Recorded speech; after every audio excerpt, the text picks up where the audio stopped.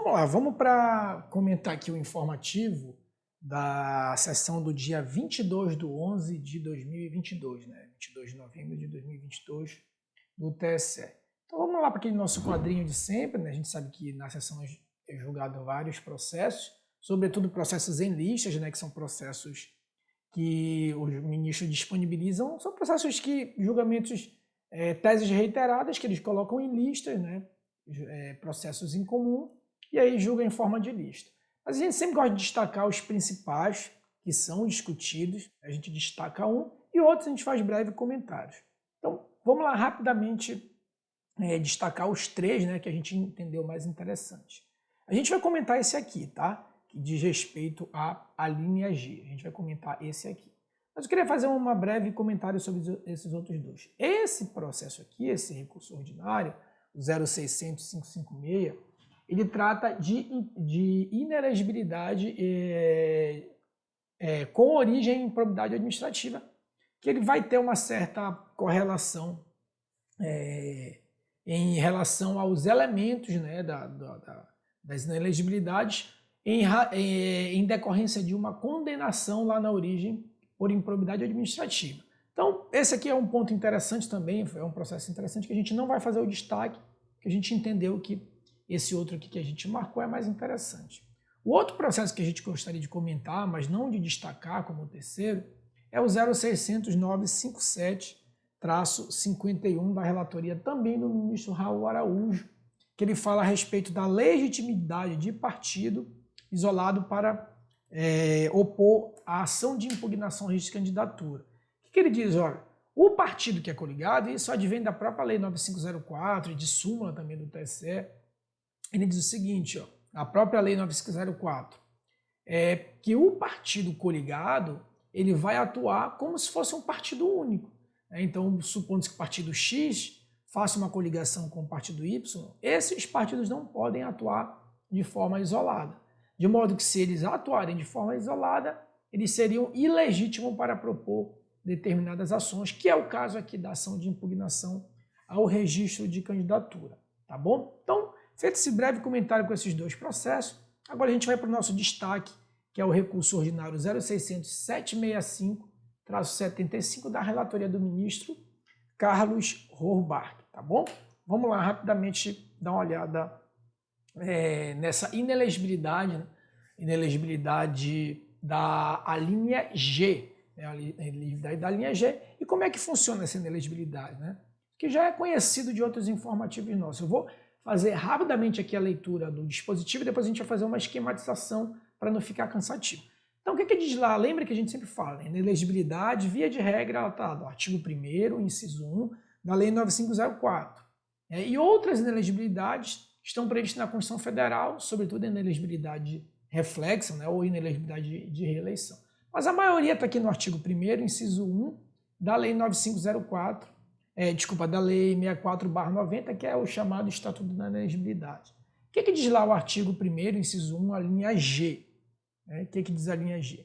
Que os gestores que tiverem suas contas, gestores públicos que tiverem suas contas reprovadas em razão de irregularidade insanável, que configure ato doloso de improbidade administrativa e a decisão irrecorrível, não suspensa, né, estarão inelegíveis a partir da publicação lá do acórdão que julga as contas nos 8 anos seguintes a essa publicação, tá bom? Então, teve a reprovação de conta como gestor público, não é necessário apenas a reprovação, é necessário que tenham esses elementos que aqui a gente esquematizou. Primeiro, que ela seja irrecorrível no âmbito administrativo. Segundo, que essa decisão não seja suspensa, enfim, ou não tenha sido anulada. Que ela tenha sido desaprovada, que é o critério nuclear, né? Que as contas elas têm que ser contas públicas, né? Não pode ser conta de uma fundação privada, por exemplo, e que essa reprovação ela tem que ter duas qualificações, essa reprovação de contas. Tem que ser uma irregularidade insanável e uma irregularidade que configure um ato doloso de improbidade administrativa. É exatamente nesse ponto que é a discussão desse processo, em que os ministros, né, até um entendimento inclusive reiterado, diz, olha, esse ato doloso de improbidade não precisa vir consignado lá na decisão, no acórdão de contas. A leitura do acórdão é que a Justiça Eleitoral vai fazer, ela é que vai fazer essa qualificação se existe ou não um ato doloso de improbidade administrativa. Nesse caso específico tem um tempero a mais, porque como vocês sabem, né, houve uma mudança da lei de improbidade administrativa que vai dar, vamos dizer assim, vai dar os elementos para a gente olhar lá o acórdão de contas para ver se aquela reprovação diz respeito ao ato doloso de improbidade administrativa. A lei de improbidade administrativa teve uma reforma de modo em que se removeu o ato culposo, né? Se removeu a tipicidade de ato culposo de improbidade administrativa. Mas vamos ver lá na seção, que aí isso vai ficar um pouco mais claro. Vamos dar lá uma olhada rapidamente o que é que o ministro Orbach falou e que o ministro depois Alexandre Malheur vai fazer um destaque mais interessante. Vamos lá. Superior. Sendo da competência da Justiça Especializada Eleitoral, entretanto, extrair do mencionado título os elementos configuradores da inelegibilidade, ainda que dele não conste menção expressa acerca da prática de atos de improbidade administrativa na linha da nossa jurisprudência, e aqui eu cito. Então o que ele falou, ministro? Né? Aquilo que a gente já falou, mesmo que não conste expressamente que foi uma prática de ato doloso, a leitura do acórdão de contas vai dar os elementos para que se observe se aquele ato foi doloso, né, um ato doloso de improbidade administrativa. Então, guardem isso, que independente de qualquer coisa, independente de constar expressamente que foi um ato doloso, é a Justiça Eleitoral que vai olhar o acórdão, fazer a leitura e dar uma qualificação de ato doloso de improbidade administrativa ou não, a fim de aferir esses elementos aqui, né, os elementos, o sexto, sobretudo, em que aquela reprovação seja um ato doloso de improbidade administrativa, tá bom? Então, esse é o parâmetro. Agora a gente vai para o destaque específico do ministro Alexandre de Moraes. Prestação de contas. Nós, no Supremo Tribunal Federal, julgamos a ação direta de inconstitucionalidade, de minha relatoria, inclusive, onde declaramos expressamente, inclusive, na verdade, não foi ação direta de inconstitucionalidade, foi um ARI, um agravo em recurso extraordinário, onde fixamos a tese de que não cabe responsabilidade objetiva em improbidade administrativa. Isso já era fixado anteriormente pelo Superior Tribunal de Justiça e pelo próprio Supremo Tribunal Federal. E que não há mais possibilidade do tipo culposo em nenhum dos tipos de improbidade administrativa, seja no artigo 9º, seja no artigo 10º, que previa expressamente a modalidade culposa, seja no artigo 11º, que são os atos de improbidade atentatórios. Eu sempre repito que, como não há previsão legal de tentativa de ato de improbidade, foi fixada uma regra de extensão de tipicidade no artigo 11, que é um ato de improbidade atentatório. Ou seja, você, por exemplo, você tenta fraudar uma licitação, mas não obtém sucesso. Você não enriquece, não há o enriquecimento. Então, consequentemente, o artigo 9º não está tipificado. Não há prejuízo ao erário. O artigo 10º da Lei de Improbidade não está tipificado, mas você atentou contra os princípios da administração pública. É o artigo 11º. Mas também há necessidade de dolo. Isso foi fixado nesse recurso, nesse ARI, no ARI 84, 39 e 89. A questão, e eu ressalto aqui novamente, a questão do dolo, do antigo dolo genérico, o dolo específico, ainda está para ser mais discutida na ADI 7236, também de minha relatoria, ajuizada pela Associação Nacional dos Procuradores da República, porque há atos de improbidade que realmente exigem especificamente uma conduta. Há outros atos de improbidade um pouco mais abertos, onde constatada a vontade...